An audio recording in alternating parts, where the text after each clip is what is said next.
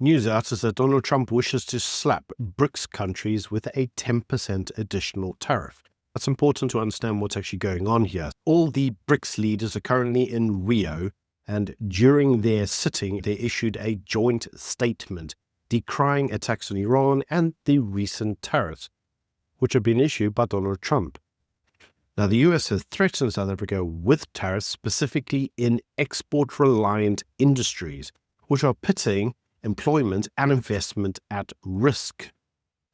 So we actually have to ask the question as to why they are doing this.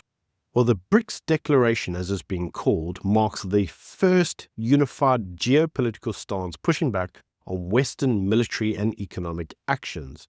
And Trump, in response, has issued a retaliatory tariff threat announced during the summit, which underscores an escalation in trade tension and signals the US's intent to economically penalize any BRICS-aligned nation.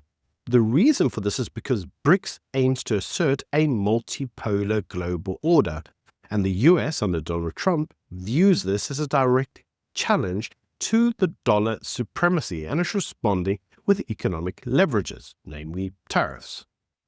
Now, these potential trade tariffs could be implemented by August 1st, and some experts are suggesting that this may accelerate BRICS countries' efforts to work towards a joint currency, a BRICS dollar if you will, and a payment alternative system to the dollar. So what does this actually mean for South Africa? Well, Trump's new tariff threat jeopardizes South African exporters, specifically in terms of manufacturing and automotive sectors. Coupled with the forms of energy disruption that we're already experiencing, we could see a combined shock which threatens job losses and deepens economic malice. I say economic malice because there's a number of individuals who will find themselves outside of employment, and in absence of any form of reforms and energy investment could spark a growth crisis. Now, that growth crisis would worsen our socio-political pressures and potentially forms of investor flight.